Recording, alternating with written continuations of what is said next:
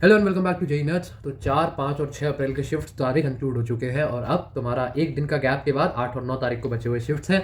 तो जिनके 8 और 9 के शिफ्ट्स है भैया उनको एक दिन का गैप मिला है, तो हमने सोचा फटाफट 4, 5, 6 से जो कंसोलिडेटेड लर्निंग्स है तुम लोगों को बता दे। तुम एक दिन में थोड़ा बहुत जो भी यूज़ करना चाहो इनको और बेटर प्रिपेयर्ड होकर जा सकते हो 8 और 9 के लिए। तो मैं शुरू करूँगा, छोटा सा वीडियो होगा, शुरू करूँगा मैं फिजिक्स के साथ। देखो फिजिक्स आ रही है हद आसान, खासकर 6 अप्रैल आज के पहले शिफ्ट में बहुत ही ज़्यादा बदतमीजी कर दी एनटीए ने। मतलब इतने ज़्यादा आसान सवाल पूछे तुमसे फिजिक्स में, सीधे सीधे फॉर्मूला से सवाल पूछा। एक मुझे सवाल भी याद है, उसका फोटो इलेक्ट्रिक इफेक्ट का सवाल है, उसमें तुमसे वर्क फंक्शन पूछा हुआ है जो माइनस करके निकालना होता है। मतलब एक एक सेकंड में हो रहे हैं तुम्हारे सवाल। सीधा अगर तुम्हें फॉर्मूला आता है, फोटो इलेक्ट्रिक इफेक्ट का फॉर्मूला तुम्हें पता है, one of the most important formulas होता है मॉडर्न फिजिक्स में ना तुम्हें कोई कैलकुलेशन दी है कि नहीं भैया इलेक्ट्रॉन वोल्ट से जूल ही करवा लो, कुछ तो करवा लो, वो भी नहीं।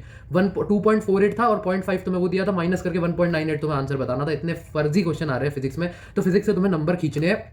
फॉर्मूलाज को ढंग से पढ़ के जाना, फिजिक्स में फॉर्मूलाज बहुत ज़्यादा इंपॉर्टेंट है। सीधा सीधा फॉर्मूला यूज होकर सवाल बन रहे हैं। एजुनीति की फॉर्मूला रिवीजन सीरीज मुझे लगता है इस समय तुम्हारी बहुत ज़्यादा हेल्प कर सकती है, क्योंकि लास्ट में मतलब एक दिन ही बचा है तुम्हें, जिनका 9 है उन्हें ज़्यादा ज़्यादा 2 दिन, तो वो 4-4 घंटे के वीडियोस हैं कुछ। और जो भी चैप्टर के फॉर्मूलाज तुम भूल वगैरह रहे हो उससे जाके फटाफट देख लेना। फिजिक्स से जितना ज़्यादा हो सके भाई नंबर खींचने की कोशिश करनी है अपने को। इक्का दुक्का थ्योरी के सवाल भी, इक्का दुक्का दिन ज़्यादा है, 3-4 थ्योरी के सवाल भी है, बट बहुत ज़्यादा थ्योरी नहीं पूछा है एनटीए ने इस बार फिजिक्स में।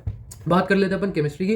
देखो केमिस्ट्री आ रही है तुम्हारी एनसीईआरटी ओरिएंटेड। आज की शिफ्ट थोड़ी केमिस्ट्री में मुश्किल रही, पहले 2 दिन की शिफ्ट केमिस्ट्री में काफी आसान थी। तुम्हारा ऑर्गेनिक का जैसा तुम्हें पहले बोला था ऑर्गेनिक में कि हाई वेटेज रहेगा, हाई वेटेज रहा है, बहुत ज्यादा सवाल पूछ रहा है ऑर्गेनिक से। फिजिकल से यार मेन जैसा तुम्हें बताया था न्यूमेरिकल में सवाल आएंगे, न्यूमेरिकल में सवाल आए, बट थ्योरी में हमने एक्सपेक्ट किया था कि फिजिकल से फिर भी कुछ थोड़े ज्यादा सवाल पूछेंगे, वो नहीं पूछे। थ्योरी कह रहा हूँ, सॉरी, एमसीक्यू में फिजिकल से ज्यादा सवाल नहीं पूछे, बहुत इक्का दुक्का सवाल देखने को मिल रहे हैं। तो फिजिकल के न्यूमेरिकल क्वेश्चंस तुमको ढंग से प्रैक्टिस करके जाने, इसका ध्यान रखना। इनऑर्गेनिक फिर तुम्हारी मिडिल सेगमेंट में रही कहीं ना कहीं, अब वो सिलेबस कटने के बाद से हमको पता ही था ऐसा होगा। यहाँ पे कुछ तुम्हें केमिस्ट्री में ऐसा सरप्राइजेस नहीं देखने को मिले।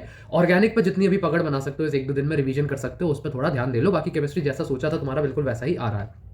मैथमेटिक्स ने मुझे इस बार थोड़ा सा सरप्राइज किया, क्योंकि देखो मैं वो बच्चा हूँ जो भी मतलब अधिकतम बच्चों से रेजोनेट करता था इस बात में कि मैथमेटिक्स लगती थी भैया बहुत ज्यादा मुश्किल और मैथ्स नहीं होती थी सॉल्व।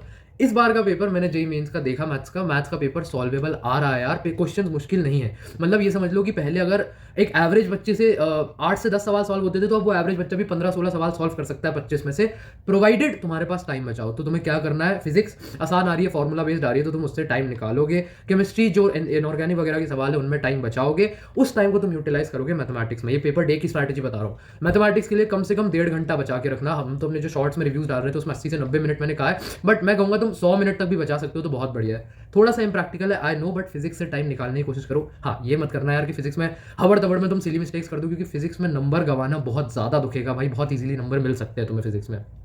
तो मैथ्स में कुछ भी नहीं तो 80 से 90 मिनट तुम बचा के रखना। और मैथमेटिक्स डुएबल आ रही है, तुम्हारे चैप्टर्स वही रहे, डिफरेंशियल इक्वेशन से भर के सवाल पूछ रहा है, तुम्हारे इंटीग्रेशन से सवाल पूछ रहा है, अलजेब्रा से सवाल पूछ रहा है। और मुझे मैथ्स में ध्यान है, हाँ पहली शिफ्ट 4 अप्रैल की मुझे ध्यान है, डिफरेंशियल इक्वेशन के 3 सवाल देखे यार, तो डिफरेंशियल इक्वेशन पर थोड़ा ध्यान देके जाना। और तुम कैलकुलस में जो सारी प्रॉपर्टीज हैं डेफिनेट इंटीग्रेशन की, उन सबको ढंग से रिवाइज करके चले जाओ, उनके इंप्लीमेंटेशन पे तुम्हारे सवाल बन रहे हैं। बाकी तो अलजेब्रा वगैरह के सवाल जैसे आते हैं वैसे आते हैं। मैथ्स में एक चीज का और ध्यान रखना, क्वेश्चन सिलेक्शन बहुत क्रूशियल है।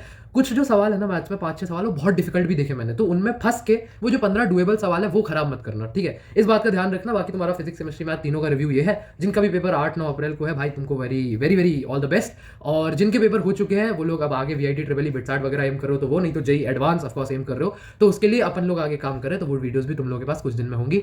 पढ़ाई करते रहो, all the very best, good bye.